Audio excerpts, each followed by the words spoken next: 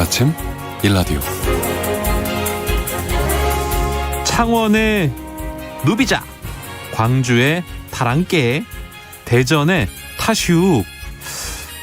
마지막으로 이거 들으시면 다들 아실 것 같습니다. 서울의 따릉이. 전국에 있는 공유 자전거에 통통 튀는 지역별 이름들입니다. 농사 지으시면서 논밭에 오가실 때도 자전거를 많이들 이용하실 텐데요. 전국 도심에서도 몇 년 전부터 저렴한 가격으로 자전거를 단기간 이용할 수 있는 공유 자전거 서비스를 애용하는 분들이 참 많습니다. 가까운 거리는 차 대신에 자전거를 타면 여러모로 좋지요. 비용도 줄일 수 있고 건강에도 좋고 무엇보다 환경에도 여러모로 도움이 됩니다. 그렇지 않아도 지난 주말 서울 도심에서는 기후위기에 대해서 함께 고민해보고 해법을 찾아보는 기후정의 행진이 있었습니다.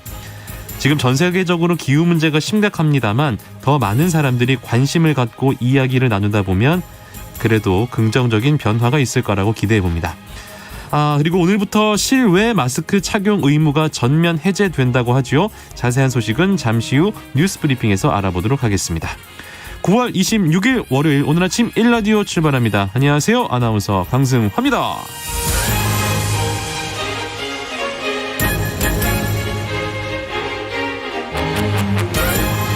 오늘 아침 1라디오 오늘도 여러분과 생방송으로 함께하겠습니다. 유튜브 KBS 1라디오 공식 채널이나 모바일 콩 어플리케이션을 통해서도 함께 하실 수 있습니다. 자, 오늘은요 여러분들이 좋아하는 속담 퀴즈로 시작을 해보도록 하겠습니다. 농사와 관련된 우리 속담을 살펴보고요. 그 속에 담긴 삶의 지혜를 함께 배워보는 시간인데요. 잘 듣고요. 빈칸에 들어갈 단어를 맞춰주시면 되겠습니다. 오늘의 문제 나갑니다. 또리링. 며칠 전 절기상 추분이 지나면서 농촌에서는 본격적인 가을거지가 시작이 됐습니다. 폭염과 장마를 겪어낸 벼들이 알라리 결실을 맺는 시기인데요. 그래서 오늘은 가을 추수와 관련된 속담을 준비했습니다. 문제 드립니다. 가을에는 이것도 덤벙인다. 가을에는 이것도 덤벙인다. 요즘같이 바쁜 농촌의 모습을 비유한 말로 이 시기에는 워낙 일이 많아서 남녀노소 할 것 없이 누구나 나서서 거들게 된다. 그런 의미인데요. 보기 드릴게요. 가을에는 이것도 덤벙인다. 1번 호미, 2번 부직갱이. 오늘의 속담 퀴즈. 가을에는 이것도 덤벙인다. 1번 호미, 2번 부직갱이.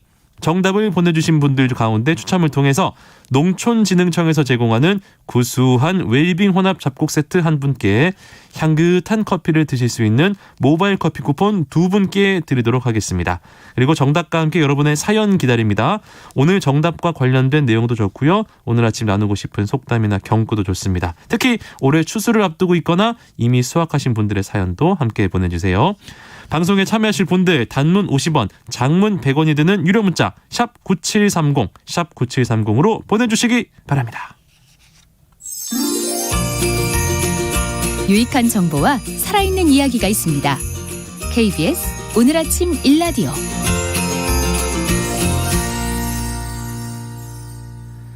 이번에는 한 주간 농가에서 알아둬야 할 주요 농작업 정보를 전하는 시간입니다. 농촌진흥청 대변인실 정병진 농촌지도관 전화 연결돼 있습니다. 안녕하세요. 네, 안녕하세요. 농가에서 관심 가질 만한 새로운 농업 소식부터 살펴보겠습니다. 고소한 참기름이나 깨소금, 워낙 다양한 음식에 활용이 되는데요. 이 참깨를 수확할 때 그동안 기계화 작업에 어려움이 있었다고요. 그런데 최근에 콤바인 수확에 적합한 참깨 품종이 개발됐다고요? 네, 참깨는 성숙기가 되면 줄기 아래쪽부터 위쪽으로 꼬투리가 익어가며 동시에 꼬투리 속 나달들이 땅으로 떨어지기 시작하기 때문에 나달의 손실이 많아 이를 방지하기 위해 맨 아래 꼬투리가 한두 개 익을 때쯤에 참깨를 수확해서 노지나 시설에서 2주일 정도 말린 후에 나달 떨기를 해야 해서 노동력을 많이 필요로 했습니다. 이번에 개발한 한이올이라는 품종은 나달이 여물어도 꼬투리가 잘 달려 있어 콤바인으로 일시에 수확이 가능하기 때문에 노동력을 최대 98%까지 줄일 수 있을 것으로 기대하고 있습니다. 농촌진흥청에서는 올해 한이올 품종 종자 1톤을 생산해서 내년에 시군 농업기술센터를 통해 보급할 계획입니다. 그렇군요. 이제 아침 저녁으로 서늘해지면서 가을 느낌이 완연해지고 있는데요. 이번 주 농업 기상 전망 어떤지 살펴보겠습니다. 네, 지난주 금요일은 24절기 중 16번째 절기인 추분이었습니다. 추분이 지나면 점차 밤이 길어지므로 비로소 여름이 가고 가을이 왔음을 느낄 수 있다고 하는데요. 당분간은 낮과 밤의 온도차가 크게 날 것 같습니다. 감기에 걸리지 않도록 조심하시기 바랍니다. 네. 이번 주는 전국적으로 맑겠으나 구름이 많은 날이 많을 것으로 예상됩니다. 하지만 농작물의 생육과 수확 작업 등을 원활하게 진행할 수 있을 것으로 기대가 됩니다. 기온은 아침 13도에서 19도, 낮에는 23도에서 28도로 지난주와 비슷하겠습니다. 가을 들판에는 온갖 곡식과 과일들이 익어가고 있을 텐데요. 요즘 농가에서 실천해야 될 농작업과 농사 정보도 알아보겠습니다. 먼저 벼농사 어떤 관리 필요할까요? 네, 요즘 쌀값이 계속 떨어지고 예. 있어 벼재배 농가에서는 걱정이 많으실 것 같은데요. 청취자 여러분들 건강에 좋은 아침밥 거르지 마시고 아유. 꼭 챙겨 드시길 부탁드리겠습니다. 맞습니다. 그리고 올해도 풍년 농사를 기대해 보겠습니다. 네. 쌀의 품질에 많은 영향을 미치는 작업이 완전 물대기 하는 시기인데요. 일반적으로 이삭이 나온 후 30 내지 40일경이 적기입니다. 물때는 시기가 적기보다 빠르면 벼알이 충실하게 여물지 못하고 너무 늦게 떼면 수확 작업이 늦어져 깨진 쌀이 많아지기 때문에 주의하셔야 합니다. 그리고 벼의 수확 적기 판단도 매우 중요한데요. 조생종은 이삭이 나온 후에 45일 내지 50일경, 중만생종은 55일에서 60일경이 수확 적기이니까 적기에 수확 작업을 실시하여 쌀의 품질이 잘 유지되도록 해주시기 바랍니다. 네, 저도 오늘 쌀밥 많이 먹겠습니다. 밭작물은 어떤 관리를 해줘야 될까요? 밭작물의 수확과 관리에도 신경을 써주셔야 하겠는데요. 땅콩은 조생종은 9월 하순, 만생종은 9월 하순에서 10월 상순에 수확하시면 됩니다. 반드시 첫설이 오기 전에 끝내셔야 합니다. 네. 그리고 고구마는 9월 하순까지면 수확량이 결정되기 때문에 9월 하순부터 10월 상중순까지 수확하시면 되겠습니다. 수확한 이후에는 온도 30 내지 33도에서 습도 90 내지 95% 조건에서 4일 정도 아무리 처리를 하고 통기가 잘 되는 창고에서 10 내지 15일간 예비 저장을 한 다음에 12 내지 15도에서 85 내지 90% 습도 조건에서 본 저장을 하시면 되겠습니다. 가을 배추 무 재배 농가에서는 어떤 관리가 필요한가요? 가을 배추는 아주 심기 후 15일 간격으로 3 내지 4회 정도 비료를 주고 생육이 부진한 포장은 요소 0.2%액을 잎에 뿌려주면 생육 회복에 좋습니다. 그리고 무는 엄폐를 받는 온도가 0도 정도이므로 중국보지육은 갑작스러운 추위에 대비해 부직포나 비닐을 준비하시고 기상 예보가 있을 경우에는 미리 덮어줘야 합니다. 그리고 마늘과 양파의 파종 준비도 해주셔야 하는데요. 네. 씨마늘은 잎마름병, 선충 등의 피해 예방을 위해서 반드시 소독을 한 후에 파종을 해주셔야 합니다. 그리고 난지역 마늘은 9월 하순경부터 한지역 마늘은 10월 상순경에 파종하시면 되는데요. 양파는 아주 신기를 조생종은 10월 상중순, 중생종은 11월 상순까지, 만생종은 11월 중순까지 하시면 되겠습니다. 시설 채소 재배 농가에서는 이제 겨울 준비도 해야 될 것 같은데 어떤 관리가 필요합니까? 작목과 지역별로 차이는 있겠지만 적기에 아주 심기를 위해서는 비닐 교체, 부대 시설 개보수, 육묘 등의 준비를 해 주셔야 합니다. 그리고 오이, 호박 등의 과채류는 일조가 부족하면 착과 불량, 수량 감소, 병해 발생 등의 피해를 받을 수 있기 때문에 광환경 조건 개선을 위한 심는 간격 조절이라든지 반사판 설치, 이따주기 등을 철저히 해주셔야 하겠습니다. 그리고 적정한 습도 관리를 위하여 관수량을 적당하게 해주고 고래 짚을 깔아 공기 중에 수증기를 흡수하게 하고 난방기를 사용하여 실온을 높여 습도와 온도를 적정하게 관리해줘야 합니다. 네. 겨울철 사료작물 재배를 위해서는 어떤 준비가 필요합니까? 사료작물의 가을 파종을 할 경우 파종 시기가 생산량과 수확 시기 등에 큰 영향을 미치기 때문에 품종 특성에 따라 파종 적기를 확인해서 파종해야 하는데요. 우리나라 겨울철 사료 작물의 80%를 차지하는 이탈리아 나이그라스의 경우 파종 시기가 너무 빠르면 겨울나기 전에 웃자라게 되어 겨울에 엄피해를 받기 쉽고, 파종 시기가 너무 늦어도 엄피해나 봄에 서리빨에 의한 피해를 받을 수 있기 때문에 지역별, 품종별로 파종 적기를 잘 확인하시고 파종하시길 당부드리겠습니다. 네, 농촌진흥청 대변인실 정병진 농촌지도관과 함께했습니다. 고맙습니다. 네, 감사합니다.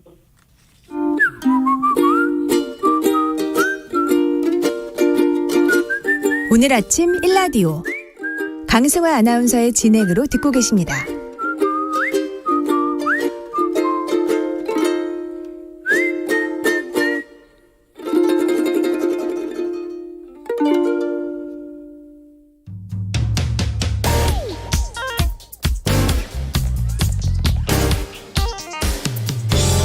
오늘 아침 뉴스 브리핑.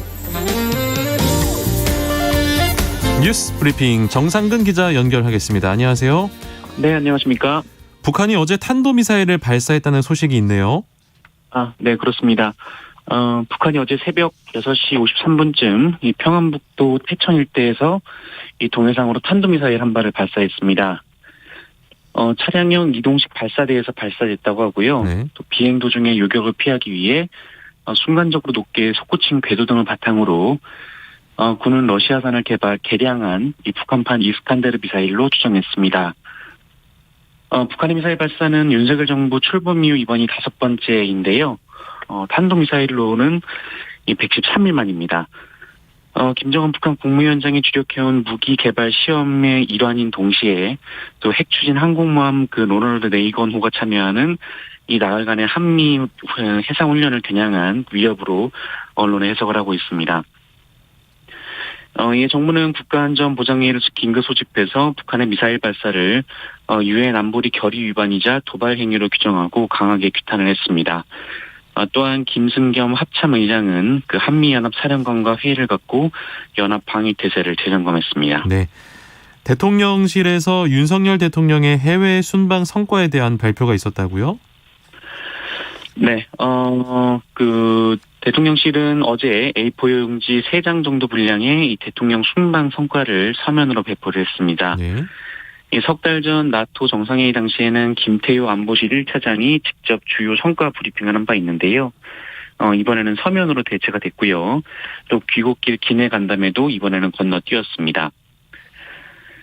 대통령실은 자유와 연대를 토대로 하는 대외 정책을 국제사회에 알렸고, 또 미국, 일본, 독일, 캐나다 등 주요 서방국 정상과도 현안을 조율했다라고 자평했습니다. 또한 미국과는 인플레이션 감축법이나 금융 안정화 협력 의지를 확인했고, 또 일본과는 관계 개선의 전기를 마련했다라고 밝혔습니다. 이와 함께 7개 글로벌 기업으로부터 11억 5천만 달러, 우리 돈으로 약 1조 6천억 원의 투자를 유치하는 등 이 세일즈 외교도 본격화했다라고 밝혔습니다. 네. 하지만 이 정치권에서는 이번 순방을 둘러싼 논란이 계속 이어졌습니다. 이 민주당은 미국 인플레이션 감축법이나 한미 통화스와프 같은 주요 현안은 다뤄보지도 못한 채 이 비속어 논란에 따른 국민 청력 테스트만 남은 이 알맹이 빠진 빈 껍데기 순방이라고 호평했고요. 외교라인 전망 교체와 윤석열 대통령의 대국민 서가를 주장했습니다. 국민의힘은 이번 순방으로 문재인 정부 때 단절된 대일 외교가 복구되는 등 명백한 성과가 있었는데, 오히려 민주당이 무차별적인 깎아내리기를 하고 있다라고 비판했고요. 그러면서 한국 외교를 쑥대밭으로 만든 것은 민주당이다라고 반박을 했습니다. 요즘에 쌀값이 많이 떨어졌습니다. 정부가 쌀값 폭락 대책을 내놨는데 어떤 내용인가요? 네, 말씀하신 대로 최근 쌀값이 지난해에 비해서 25% 정도나 떨어져서 이 농민들 걱정이 이만저만이 아닌데요.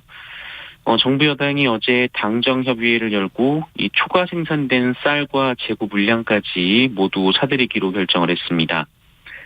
올해 초과 생산이 예상되는 25만 톤을 포함해서 총 45만 톤을 사들여 비축하겠다라는 건데요. 정부는 다만 이번처럼 매해 이 쌀 초과 생산분을 사들이도록 의무화하는 이 민주당의 양국관리법 개정안에는 이 공급 과잉과 재정 부담 등 부작용을 들어서 사실상 반대를 했고요. 이 국민의힘도 이 당리당략에 근거한 이 포퓰리즘 법안이라고 주장했습니다. 네. 반면 민주당은 이 7대 입법과제의 양국 관리법을 포함시키고 단독 처리도 불사하겠다라는 입장인데요.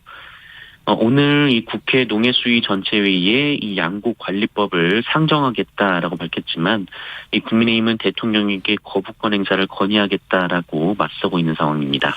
최근에 스토킹 처벌법 강화 요구에 대한 목소리가 큽니다. 실제로 법 강화가 될 분위기인가요? 네, 이 당정이 신당역 살인 사건으로 큰 논란이 된 그 스토킹 처벌법을 이 강화하기로 가닥을 잡았습니다. 네. 이 스토킹 처벌법은 반의사 불벌죄인데요. 이 피해자가 원치 않으면 처벌을 할 수가 없습니다. 네. 그러니까 합의만 되면 이 처벌을 피할 수가 있다 보니 오히려 이것이 이 피해자를 협박, 회유하게 만드는 원인이라는 지적이 나왔었는데요. 네. 이에 국민의힘과 정부는 이 반의사 불벌죄 조항을 없애기로 했습니다.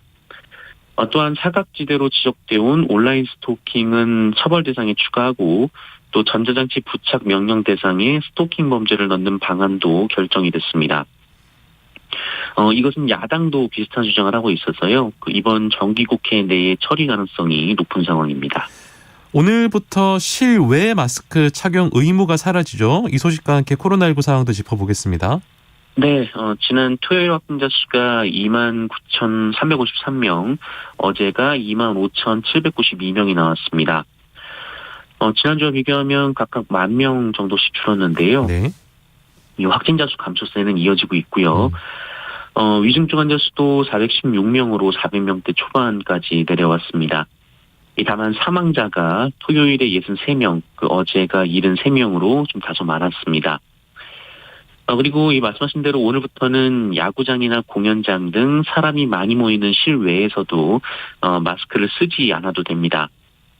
정부가 지난 5월 이 실외에 50명 이상 모이는 경우에만 이 마스크를 쓰도록 한 차례 이렇게 완화를 한 적이 있었는데 네. 이번에는 실외 마스크 착용 의무를 완전히 없앴습니다. 다만 정부는 실외라도 좀 많은 사람들이 함성을 지르거나 또 본인이 고령층이거나 고위험군에 속한다면 계속해서 마스크를 쓸 것을 권고했고요. 실내 마스크 의무화도 당분간 유지하기로 했습니다. 네. 근로복지공단의 일부 직원들이 지원금을 부정 수령하고 있었던 사실이 드러났습니까? 네, 이 근로복지공단은 직원들의 전문성을 높이겠다면서 이 직무 역량 개발비라는 이름의 외부 교육비를 지원하고 있습니다. 네. 그런데 그 일부 직원들이 이 지원금을 받은 뒤 미리한 결제를 취소하는 이른바 카드깡 방식으로 이 지원금을 부정 수령하고 있었던 사실이 보도가 됐습니다. 네. 이 근로복지공단이 내부 감사를 벌인 결과 순천병원 한 곳에서만 무려 183명이 감사에 적발이 됐는데요. 순천병원 전체 직원의 40% 수준이고 이 부정 수령 금액은 8,700만 원이 넘었다라고 합니다. 이게 순천병원만의 문제는 아니었는데요. 이 전국 7개 지사 등 모두 9곳에서 96명이 또 같은 방식으로 3,300여만 원을 부당하게 타낸 것으로 드러났습니다. 근로복지공단은 해당 직원들에 대해 경징계 또는 경고 등의 조치를 하고 이 부정 지급액을 회수했는데요. 근로복지공단은 전수조사를 실시하는 한편 현금 지원이 아닌 그 온라인 플랫폼을 통해서 이 마일리지를 제공하는 방식으로 이 제도를 개선하겠다라고 밝혔습니다. 네. 서울시가 개최한 행사에서 일제강점기 일본 옷을 대여해주는 프로그램을 만들어 논란이 됐습니다. 어떤 내용인가요? 네. 서울시가 지난 23일부터 이틀간 2022 정동야행이라는 행사를 개최했는데요. 네. 이 근대문화의 중심지인 정동의 역사와 문화를 즐기는 행사인데 이 코로나19로 중단된 지 3년 만에 열린 행사였습니다. 이 행사에서는 이 개화기 의상을 직접 입어볼 수 있도록 의상을 대여해주는 이 정동 환복쇼라는 프로그램도 있었는데요. 문제는 여기서 그 일본 왕의 옷 그리고 일제 헌병 의상도 대여를 하고 있었던 겁니다. 이 정동 야행이 우리나라 전근대 역사와 문화를 체험하도록 마련된 행사인 만큼 그 일제강점기를 떠올리게 하는 의상 대여는 부적절하다라는 비판이 나오고 있는데요. 네. 이 서울시는 사전에 행사 대행업체와 협의를 했을 때는 없었던 의상이다라면서 의상 대여 운영업체가 현장에서 독단적으로 일본항과 일본 헌병 의상을 추가해 전시했다라고 해명했고요. 행사 대행업체 등의 법적 책임을 물을 예정이라고 밝혔습니다. 네. 오늘부터 주식을 소수점 단위로도 구매할 수 있게 됐다. 이거 어떤 얘기입니까? 네, 오늘부터는 국내 주식도 한 주를 잘게 쪼개서 사고 파는 이 소수점 거래가 가능해집니다. 네. 이 소수점 주식 거래가 일반 거래와 다른 것은 이 주문할 때 사고 팔 수 있는 그 주식 수 대신 액수로 정한다라는 점인데요. 가령 한 주에 100만 원 하는 주식을 15만 원어치만 사겠다고 주문을 하면 네. 이 증권사는 고객 계좌에 해당 주식 0.15주를 넣어주는 방식입니다. 이렇게 하면 이 목돈이 없는 투자자도 한 주에 몇십만 원 하는 종목을 쪼개서 살 수가 있는데요. 네. 다만 증권사마다 이 소수점 거래를 할 수 있는 종목과 수수료가 다릅니다. 이 공정거래법상 삼성증권에서는 삼성 계열사를, 또 카카오페이 증권에서는 카카오와 카카오페이를 거래를 할 수가 없습니다. 네. 또 최소 주문 금액도 100원에서 1000원까지 이 증권사별로 재가격입니다. 그리고 소수점 주식은 배당을 받을 수는 있지만 의결권은 없습니다. 이 소수점 거래는 실시간으로 하는 게 아니고 또 여러 주문을 일정 시간 모아두었다가 이 특정 시간에 한꺼번에 처리를 하는 방식이기 때문에 원하는 가격이나 시기에 거래가 안 될 수도 있습니다. 네. 정부는 소수점 주식을 일반 주식처럼 보고 증권거래세를 매기지만 이 배당소득세나 양도세를 물리진 않기로 했고요. 이 대주주가 이런 비과세 혜택을 누리지 못하도록 소수점 주식이 모여 한 조 이상 되면 그 일반 주식으로 전환하기로 했습니다. 그렇군요. 이 좀 심각한 뉴스가 또 하나 있는데 5.18 민주화 운동 당시 희생자들이 안매장된 증거가 발견됐다. 이게 무슨 뉴스입니까? 네, 그 5.18 진상규명의 핵심 과제 중 하나가 바로 이 안매장 의혹인데요. 예. 계엄군이 희생된 시민을 안매장했다라는 이 증언은 이 광주 시민들뿐 아니라 이 계엄군들로부터도 쏟아졌었고요. 또 군 기록도 이를 뒷받침하고 있었습니다. 이에 5.18 진상규명조사위원회도 이 1,800명이 넘는 계엄군을 조사해서 안매장이 사실이라고 결론을 내렸지만 지금까지 매장된 유골이 발견된 적은 한 차례도 없었습니다. 네. 그런데 이 주요 안매장 추정지 가운데 하나인 그 옛 광주교도소에서 5.18 행방 불명자의 DNA와 일치하는 유골이 발견된 사실이 KBS 취재 결과 확인이 됐습니다. 2019년 12월 이 법무부가 옛 광주교도소에 이 솔로몬 로파크란 것을 짓는 도중에 무연고자 묘지에서 실현을 할 수 없는 유골 260여 구를 발견했는데 네. 이 5.18 조사위원회가 이 5.18 행방불명 신고자 가족들 370명의 DNA와 대조한 결과 일치하는 유골이 나왔던 겁니다. 이 5.18과 관련해 안매장된 시신과 행방불명자의 DNA가 일치한 건 42년 만에 처음 나온 얘기입니다. 네. 이 5.18 조사위 관계자는 신원 미상의 유골 가운데 판정이 가능한 160여 구에서 유전자 시료를 채취했다면서 이 행방불명자 가족의 DNA와 일치하는 것으로 확인된 한 구 외에 이 또 다른 유골 두 구도 일치 가능성이 높은 것으로 보고 이 추가 확인 작업을 벌이고 있다라고 밝혔습니다. 화재가 난 현장에서 굴착기가 위험에 빠진 모자를 구출한 일이 있었다고요? 네, 어제 오후 대전의 한 중고차 매매단지의 차량 정비 건물에서 화재가 발생했습니다. 네. 화재는 빠르게 퍼져나갔는데요. 그런데 이 건물 안에 한 여성이 어린 아들과 미처 빠져나가지 못하고 2층에서 곤경에 처한 상황이 있었다고 합니다. 그때 이 화재 당시 30여 미터 떨어진 곳에서 공사를 하던 이 건설업체 직원들이 이 굴착기 대형 삽을 거꾸로 끼워서 이들 모자에게 접근을 했고, 네. 다행히 모자 모두 무사히 구출이 될 수 있었습니다. 네. 이들 모자가 탈출한 직후에 이 불이 삽시간에 솟아오르면서 이 건물 전체로 번졌는데요. 정말 아찔한 순간이었다고 하고요. 이 다급한 순간에도 이 건설업체 직원들의 빠른 판단과 도움으로 이들 모자가 무사히 구조가 됐고요. 다행히 이 화재로 인한 인명피해는 없었습니다. 네. 스포츠 소식으로 마무리해볼게요. 월드컵을 앞둔 벤투호가 코스타리카와의 평가전에서 무승부를 기록했죠? 네, 우리나라 축구대표팀이 코스타리카와의 평가전에서 힘겹게 무승부를 기록했습니다. 우리 대표팀은 경기 시작 후 호시탐탐이 코스타리카의 골문을 위협하다가 전반 28분 황희찬 선수의 선제골로 리드를 잡았는데요. 그러나 이후 수비 조직력이 무너지면서 전반 41분 동점골, 후반 38분 역전골을 허용하고 끌려갔습니다. 더욱이 황의조 선수의 슈팅이 골대를 때리는 등 이 운도 따르지 않았는데요. 하지만 후반 36분 이 나상호 선수의 침투를 차단하던 이 코스타리카 골키퍼가 이 페널티 박스 바깥에서 공을 잡아서 퇴장을 당했고 이후 프리킥커로 나선 손흥민 선수의 발을 떠난 공이 예리한 궤적을 그리면서 골망을 흔들었습니다. 그러나 이 수적 우위를 잡은 대표팀은 계속 코스타리카를 몰아붙였지만 더 이상 골은 나오지 않았고 경기는 2대2로 마무리가 됐는데요. 네. 대표팀은 내일 이 아프리카의 강호 카메룬과 이번 소집 마지막 경기를 치를 예정입니다. 네, 뉴스브리핑 정상근 기자와 함께했습니다. 고맙습니다. 고맙습니다.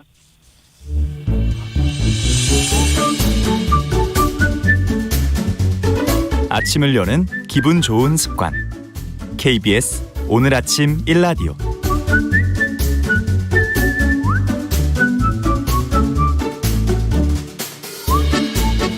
농수산물 유통의 새로운 트렌드를 살펴보는 마케팅 브리핑 시간입니다. 빅데이터 전문 업체 마이테이스티의 민지영 대표와 함께합니다. 안녕하세요. 네, 안녕하세요. 완연한 가을입니다.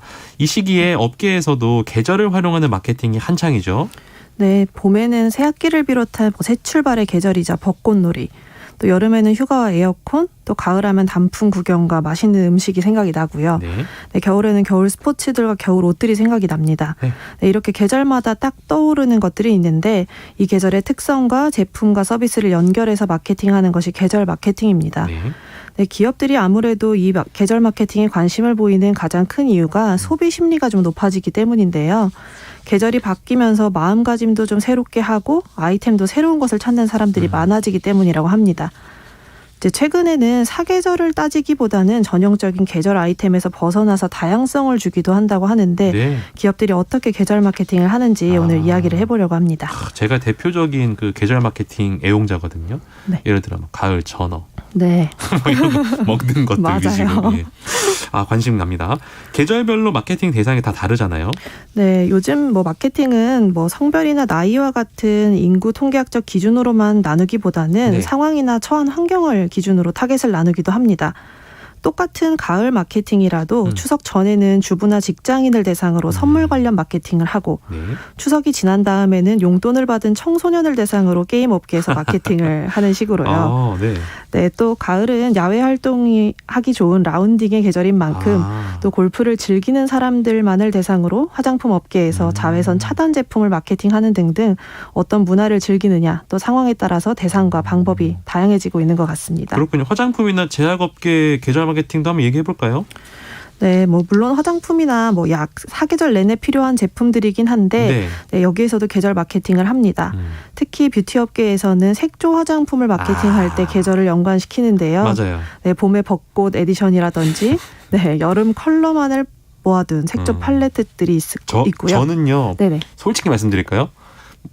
벚꽃 에디션 이런 거 차이를 모르게 색깔 차이를. 네, 사실 하지만 하늘 아래 같은 빨간색은 없고. 그래요? 네, 그렇기 때문에 여성들에게는 굉장히 잘 먹히는 마케팅이라고. 무지한 저의 발언이어서 죄송합니다. 네. 또 특히 또 여름에는 기능성 제품을 판매할 때 계절 마케팅을 많이 활용하는데요. 네. 네, 여름은 노출의 계절이라는 표현을 많이 하면서 또 더위와 햇빛 때문에 생기는 각종 질병들도 있습니다. 그래서 화장품이나 제약업계에서도 여름에 맞춰서 다이어트 제품이나 또 피부 질환 예방을 위한 케어 제품들을 집중적으로 홍보를 하고요. 네, 지방을 분해하기 위한 영양제나 건강기능식품뿐만 아니라 또 건강하게 다이어트를 하고 싶어하는 사람들을 위한 대체 음식도 만들고 또 제품을 판매하는 약국에다가는 여행 시 생길 수 있는 상처나 가벼운 질환과 관련된 의약품을 매대 전면에 진열하는 마케팅으로 소비자를 이끌고 있다고 합니다. 네.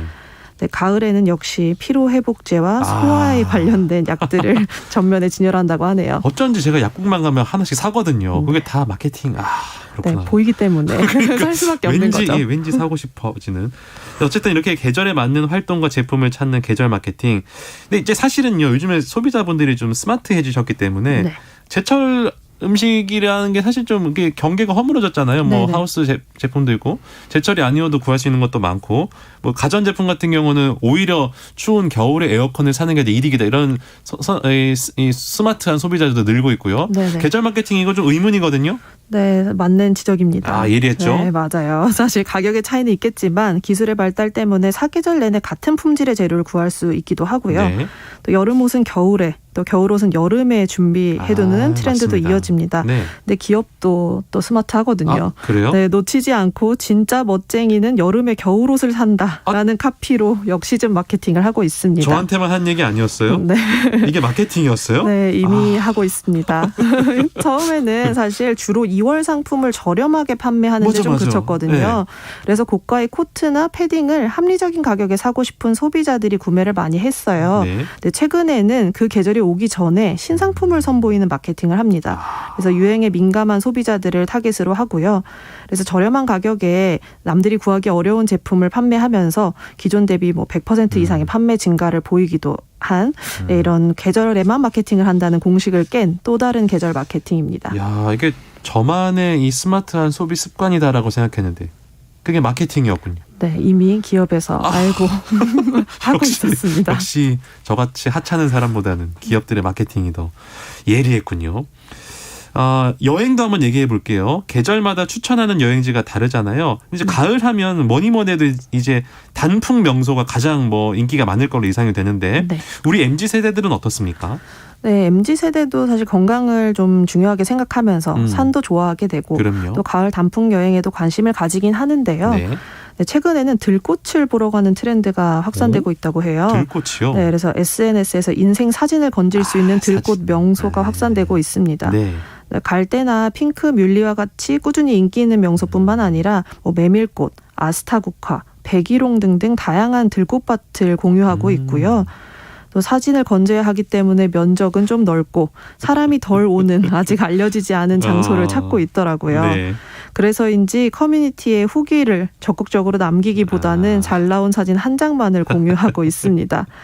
역시 사진으로 좀 나를 표현하는 세대다 보니까 네. 계절마다 여행을 갈 때도 사진을 중요하게 생각하고 네. 여행의 목적이 되기 때문에 네. 업계에서도 이를 놓치지 않고 또 사진 찍기 좋은 명소를 위주로 홍보를 하고 있다고 합니다. 이게 약간 순기능도 있는 게요. 네. 사진이 되게 중요하잖아요. 네. 그래서 전국의 숨은 명소들이 계속해서 나오고 있어요. 네, 맞아요. 예전에는 정말 이런 것도 있었어라고 싶을 정도로 정말 좋은 것이 SNS를 통해서 또 공개되면서 또 좋은 것도 있는 것 같습니다.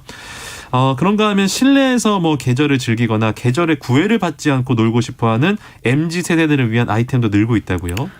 네, 먼저 제가 사진에 대해서 좀 더 얘기를 할 사진 텐데요. 갑니다. 네. 방송인이나 강사와 같이 좀 남에게 보이는 직업을 가진 사람들이 찍던 프로필 사진이나 화보 촬영들이 있죠. 네, 있죠. 네, 일반인들도 이런 화보 촬영을 하는 사람들이 늘고 있다고 하는데요. 네. 뭐 자연스러운 프로필뿐만 아니라 컨셉트가 있는 화보를 통해서 재미도 느끼고 또 멋진 사진도 남긴다고 합니다. 그렇죠. 네, 이러한 스튜디오도 또 사계절 또 특별한 시즌에 따라서 주기적으로 컨셉트를 바꾸는 업체의 인기가 높다고 하는데요. 네. 일회성으로 또 끝날 수 있는 촬영 장소를 매 계절마다 놀러 오는 공간으로 만드는 거라고 합니다. 또 실외 운동도 마찬가지인데요. 네. 뭐 골프나 야구 같은 대표적인 야외 스포츠도 실내에서 즐기는 경우가 많잖아요. 그렇죠. 네, 네. 아무래도 매번 필드에서 즐기기에는 좀 부담이 있거나 또 초보자인 경우에는 연습을 위해서 찾기도 하는데요. 네. 또 MZ세대를 중심으로 최근 1, 2년새에는 실내 테니스장이 뜨고 있다고 합니다. 어허. 네, 테니스라는 운동이 또 골프나 야구에 비해서 장비의 부담도 적고 또 함께할 동료를 많이 모으지 않아도 되는 또 한 명만 간편한 있으면 되잖아요. 네. 운동이기 때문인데요. 네. 사실 한 가지 단점이라면 날씨를 탄다는 것이었습니다. 네. 너무 덥거나 그렇죠. 추운 날, 이때는 하기 어려운 운동인데 이러한 테니스 코트를 실내로 가지고 와서 시간당 코트 이용료를 받는 서비스가 생기면서 또 테니스를 취미로 갖는 사람들이 늘고 있다고 해요. 그래서 테니스 웨어에 대한 관심도 늘어나고 패션 업계에서도 관심을 보이고 있다고 합니다. 네. 또 이렇게 또 특정 계절이랑 떠오르는 아이템만을 연결하는 게 아니라 다양하게 또 계절 마케팅을 활용할 수 있어 보이네요. MZ 세대들이 테니스를 좋아할 만한 것 같은 게 네. 테니스 의상들이 굉장히 멋있고 예쁘잖아요. 예뻐요. 네. 예. 하나 사고 싶으세요? 네, 저도 취미를 하나 가진다면 테니스? 네네. 와, 저는 테니스가 아주 소위 귀족 스포츠라고 생각을 했었는데 좀 MZ 세대들은 멋집니다. 네, 요즘에는 또 그런 것들에 대해 편견보다는 네. 선입견보다는 예. 내가 즐길 수 있다라면은 또 취미를 가지려고 하는 트렌드가 있지 않나 생각이 드네요. 저는 편견으로 똘똘 뭉치. AG 세대 아세요? AG 세대? MG 말고 AG? 혹시 아재 세대인가요? 네, 저도 편견 갖지 않고 좀 받아들이는 노력을 좀 해야 될 것 같아요. 네. 계절하면 사실은 아무래도 뭐 이것저것 많지만 네. 제철 음식 가장 먼저 떠오르잖아요. 네. 가을 전어라든지 네, 네. 요즘에 또 게도 풍년이어서 참 네. 맛있는데 관련 업계에서는 어떤 식으로 계절 마케팅 하고 있습니까? 네, 온라인에서도 뭐 계절별 제철 음식이나 레시피가 수만 건이 올라와 있을 정도로 네. 뭐 사람들도 제철 음식에 대한 관심이 높습니다. 특히 가을은 1년 중에 음식에 대한 관심이 가장 높은 만큼 또 가을철에 맞는 음식이나 농산물로 계절 마케팅을 하면 더욱 효과가 좋을 것 같은데요. 그럼요. 한 가지 특이한 점이 제철 음식으로 뭐 식재료만을 언급하는 게 아니라 이 제철 식재료로 만든 기성 제품까지 언급한다는 겁니다. 아하. 네, 딸기의 계절이라고도 하지만 프랜차이즈 카페에서 파는 딸기 음료를 언급하면서 땡땡 음료가 돌아왔으니 겨울이 왔다라는 뜻이다라고 하면서요. 예. 그래서 기업 입장에서는 판매량을 예측할 수 있어서 도움도 되고요. 또 시즌 한정 제품을 또 맛있게 또 사진 찍고 싶은 비주얼로 만들면 이게 바로 제철 음식이 된다라는 공식도 있습니다. 그렇군요. 이렇게 계절에 상관없이 먹고 싶다는 소비자들의 반응을 즐기면서 기다리게 만드는 마케팅들도 계속해서 하고 있는 추세입니다. 사실 이제 우리 농산물들 그동안은 주로 이제 뭐 원재료만을 홍보했잖아요. 네. 이렇게 계절마다 즐길 수 있는 요리라든지 제품으로 활용되는 마케팅에 좀 적극적으로 나서봐도 좋을 것 같아요. 네, 지금까지는 사실 제철 음식을 건강이나 면역력 맞아요. 키워드와 연결해서 홍보하는 경우가 대부분이었는데 예. 사실 이제 제품의 기능은 누구나 찾아볼 수 있기 때문에 그럼요. 식품업계와 좀 협업하는 마케팅이 필요할 것 같습니다. 좋은 예로 한 전통 양조장에서 술 문화를 알리기 위해서 한식 음식점을 오픈해서 오. 제철 음식으로 만든 막김 차림을 제공하고 있다고 하는데요. 맛있겠네요. 네, 이렇게 계절마다 새롭게 또 소비자들을 만날 수 있는 마케팅을 잘 활용해서 음식 문화를 접한 소비자들이 제철 식재료에도 관심을 가지는 계기가 되었으면 좋겠습니다. 네, 지금까지 마케팅 브리핑 마이테이스트의 민지영 대표와 함께 이야기 나눠봤습니다. 고맙습니다. 네, 감사합니다. 자, 네, 오늘 속담 퀴즈 정답 공개하도록 하겠습니다. 문제는요, 가을에는 이것도 덤벙인데였는데 정답은 2번 부지깽이였습니다. 지금은 워낙 농기계가 발달을 해서 바인더나 콤바인으로 수확을 한다지만 옛날에는 도리깨 같은 걸로 두드려서 탈곡을 하셨죠. 요즘같이 추수하기 바쁜 시기에는 아이들까지 나서서 아궁이에 불을 헤치는 막대기인 부지깽이로 수확을 도왔다는 데서 유래한 속담이었습니다. 많은 분들께서 정답 보내주셨는데요. 6788번님 2번 부지깽이 저희 할아버님 농사가 잘 됐답니다. 축하드립니다. 4943번님 2번 부지깽이 아침 일찍 분주한 농촌의 모습이 생각나요. 0419번님 2번 부지깽이 엄청 분주한 도시농부입니다.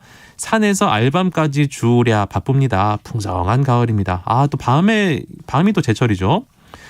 1651번님 안녕하세요. 어제 저는 설이 오기 전에 고구마 순을 따다가 볶아 먹고 나머지는 겨울에 먹으려고 말렸어요. 정답은 2번 부지깽이입니다. 고구마 순 볶아 먹으면 참 맛있죠. 3399번님 2번 부지깽이 어릴 적 말썽꾸러기였던 저는 이것으로 종아리를 맞았어요. 겨울에는 아궁이 앞에 부지깽이로 고구마를 구워 먹었어요. 먹다 보면 입이 거뭇거뭇하게 되었어요. 부지깽이로 맞으면 엄청 아팠겠는데요. 8987번님 정답 부지깽이 어린 시절 가을 일할 때 아궁이에 불 떼주고 어머니 도와주었던 일이 새록새록 생각이 납니다. 라고 많은 분들께서 문자 보내주셨는데요. 자, 정답 보내주신 분들 가운데 농촌진흥청에서 제공하는 구수한 웰빙 혼합 잡곡 세트는 51번님께 그리고 모바일 커피 쿠폰은 3399번님과 0419번님께 드리도록 하겠습니다. 모두 축하드리고요. 문자 보내주신 모든 분들 감사드립니다. 자, 이어서 오늘의 날씨도 좀 알아보도록 하겠습니다. 오늘 아침 일부 지역의 최저 기온이 10도까지 내려가면서 쌀쌀합니다. 당분간 아침 기온은 경기 동부와 강원 내륙, 경북 북부 내륙을 중심으로 10도 내외가 이어지겠습니다. 저도 아침에 출근할 때 좀 많이 쌀쌀하더라고요. 아침 최저 기온 10도에서 19도가 되겠고요. 낮 기온은 좀 오릅니다. 낮 최고 기온 22도에서 27도가 될 전망입니다. 주요 지역 아침 기온은요. 서울이 16도, 수원 15도, 광주 대구 17도, 제주 21도로 예상이 되고요. 낮 최고 기온 서울 26도, 인천 25도, 전주 24도, 부산 24도로 전망이 됩니다. 일교차가 한 10도 정도 차이가 납니다. 요즘에 또 제가 아이들이 있어서 병원에 가보니까 감기 환자가 정말 많아요. 예, 환절기 건강관리 잘 하셔야 될 것 같습니다. 또 건조한 날씨가 이어지고 있거든요. 산불이나 이런 화재 발생하지 않도록 화재 예방에 많은 관심 가져주시기를 바랍니다. 네, 월요일 아침에 함께 하셨던 오늘 아침 일라디오 오늘 순서는 여기까지입니다. 네, 활기찬 한 주 시작하시길 바랍니다. 지금까지 아나운서 강승화였고요. 저는 내일 아침에 다시 인사드릴게요. 고맙습니다.